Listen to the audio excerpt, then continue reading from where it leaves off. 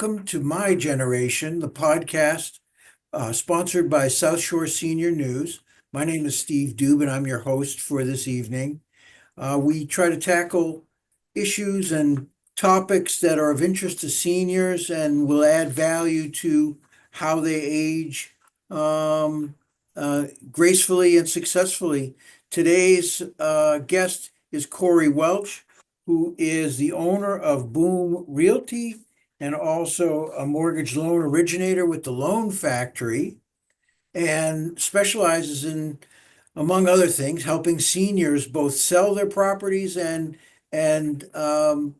utilize the best possible mortgage for their circumstances. And with that, let me bring you on the show. Korey, welcome.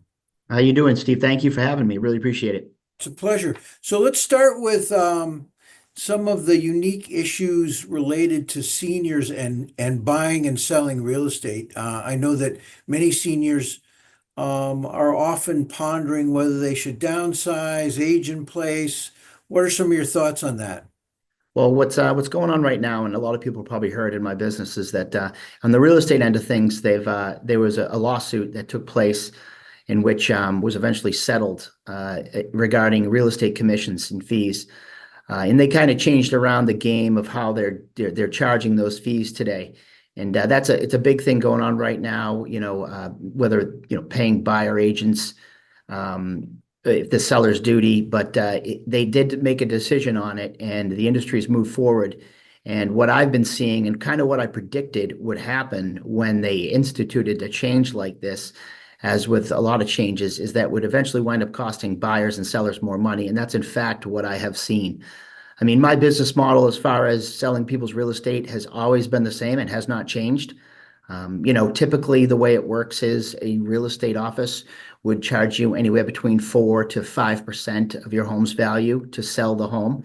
And that fee would eventually would be split between a buyer agent and a listing agent. In the old ways, that fee would, if there was no buyer agent involved in the olden days, the listing agent would take that whole fee. How it's changed is the listing agent has to define a fee, and then the seller has to agree to pay a fee to the buyer agent. If not, it's left open-ended. My theory on it has always been very different. My business model is I basically charge anywhere from a 1 to 2% listing commission fee, depending on if you're buying another home. And, I instruct my sellers, to offer a 2% buyer agent compensation. So generally, if you listed a home with me, it would only cost you roughly 3% total of your home's value. And I would get 1% of that when we would pay a buyer agent 2%. And that model can save people a lot of money, because typically, before the change, majority of real estate offices would try to get you for 5% of your home's value. You would find agents that would do it for 4. So in the olden days, I've been saving people, upwards of 2% of their home's value.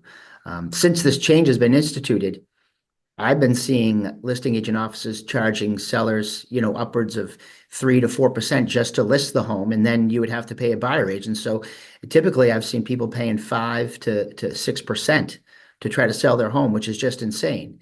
And I'm doing it here for a 1% listing fee, and then you pay a buyer agent 2%. So I've been saving people a lot of money when it comes time to sell. And, you get my expertise as both a mortgage originator and as a real estate broker. I've been doing this for 23 years, and it's been very successful in helping people save a lot of money when it comes time to selling their home, upwards of 2, sometimes more percent of their home's value.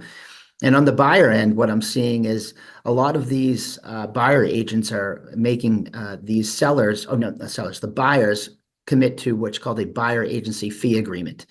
And they're writing in there that their fee to get paid is upwards of 2.5, sometimes more percent. So what happens is if on your offer on a house you're making an offer on, if you don't have the ability to get that fee from the seller or negotiate that fee from the seller as part of the sale, then I've seen multiple buyers on properties that I've sold have to come up with extra money to pay their agent at closing. So not only are they putting down money to buy the house, they're then putting down more money to pay their agent. And I think that's just absolutely insane.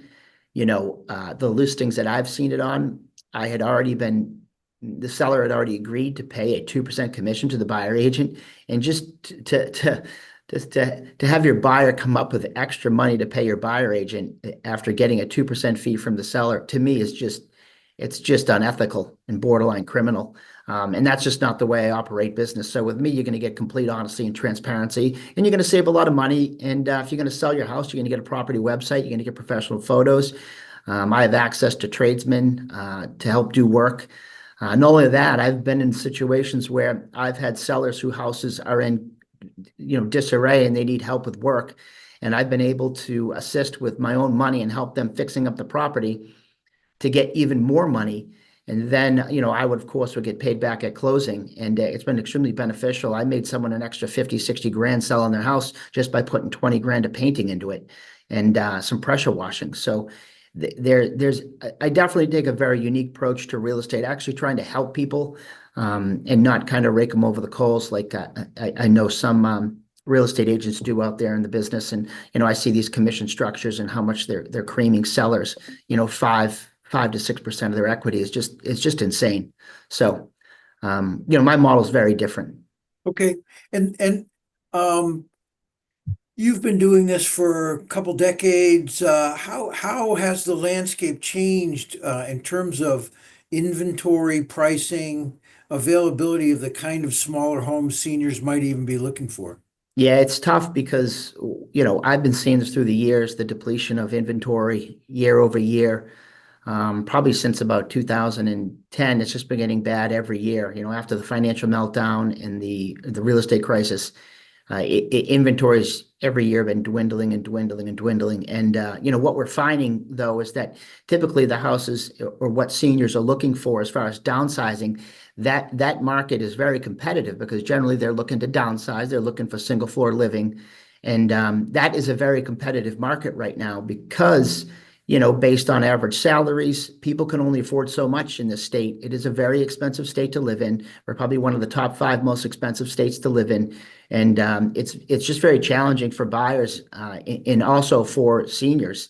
The only good thing is about seniors is generally they're later in life, they've saved a lot of money, so they can afford to pay more and go to some of the more high-end towns, so-called, and they're able to buy 55 plus, which is great, because we know they're looking for that single floor living. But the landscape has definitely changed. There is a demand more around here for 55 plus housing, and we're hoping that more does come on the market, and people are more incentivized to build 55 plus.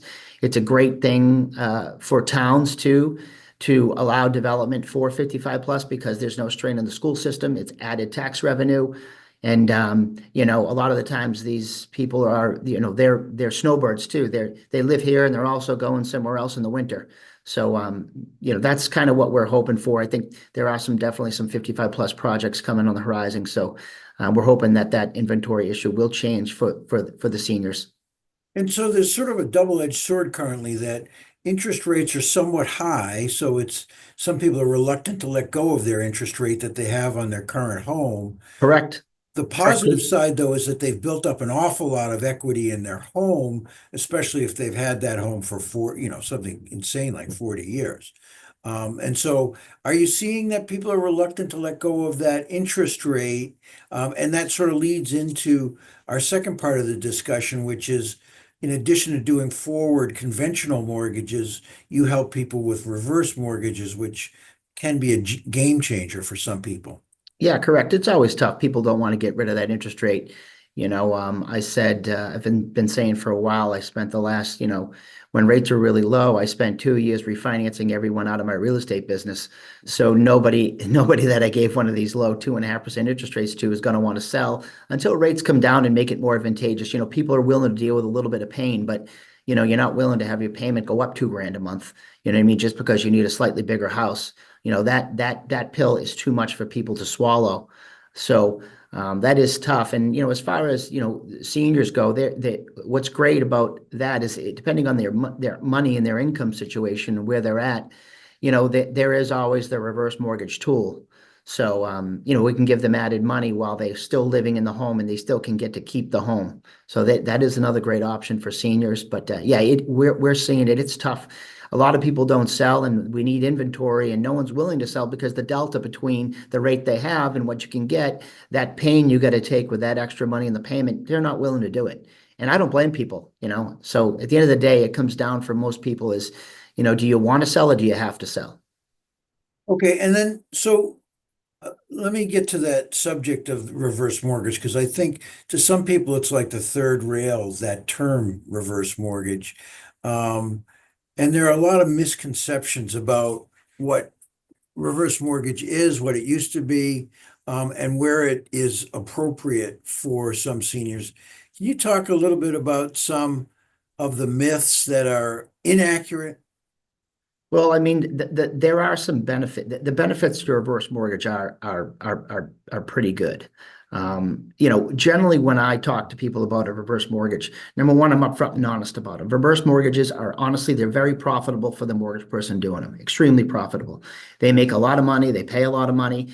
And unfortunately, what you see in the business, in the reverse mortgage business, is there are people they're taking the money you get paid on the on the back end. So there's money made on these mortgage loans. They pay the originator a certain amount of money for doing the loan generally. But what I see a lot of the times, and again, what I think is a very greedy tactic, but it's pretty much known in the reverse mortgage business that this is what everybody does. They tack on another 2 points or 3 points as an origination fee. So these reverse mortgages are extremely lucrative for these reverse mortgage professionals. I'm upfront and honest with that. Typically I don't charge any points and fees. I just take what I make from the bank. And I'm very happy with that. But that is something that is known. And honestly, I feel it's pretty unscrupulous. But that's just something that is going on in the reverse mortgage business because, they aren't regulated like a conventional primary, purchase, putting money down. They're subject to different rules and guidelines so that these things, they can happen. And it's just unfortunate. But I mean, that's one thing I would urge people to watch out for when doing a reverse mortgage is pay close attention to the points and fees. It's really unnecessary on these loans, given the loan amounts and how profitable they are. But at the end of the day, they're great tools. Unfortunately, they are big equity eaters. So depending on your situation, in whether you have heirs, it's something that you really got to look at. Do you want to do this as something you really need to do? I kind of look at a reverse mortgage as like almost like a last resort kind of. It's like you really don't have any other options. This is what you need to do to survive. There are some other reasons why someone may want to do a reverse mortgage. You can take the money and offset it with life insurance. So there are some tips and tricks you could do just depending on your situation, and everybody's different. Yeah, and is one of the sort of benchmarks that you probably only want to do it if you have an awful lot of equity in your home, because Correct. otherwise the cost of the loan generation is just a disproportionate to the money that you get from it. Yeah, typically you would only want to do these if you do have a lot of equity because they do not do these loans at high loan to value because there's an equation that they factor in determining how much they can lend you based on your age, and this is how much money they'll give you now. And then, they factor in that the amount they give you will increase over time because they have a calculation factored into, as far as how much more your property will increase, and that will gain you more access to money over time. But generally speaking, these are done on properties or homes that have very low mortgage amounts. You can do this on a property where you have an existing mortgage. Basically, the reverse mortgage will come in and pay out that balance, and then you'll gain the delta between what they said they could lend you based on your age and all those other factors. And then you'll get the difference in that. You can either get it all up front or they'll do some type of line of credit that you can access when needed. So that's generally how it works. Okay. And in general, what are some of the sort of special considerations for seniors and changing their current lifestyle, their current living space? Do you find that it takes additional counsel, additional sort of white glove treatment?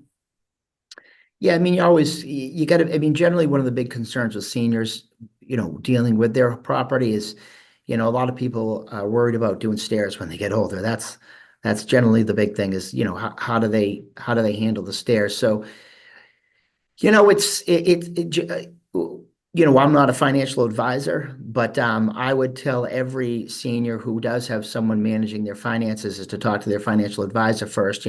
They have a way to calculate out budgets and determine, hey, is it a good thing to sell the house right now, or is it not? What should you do?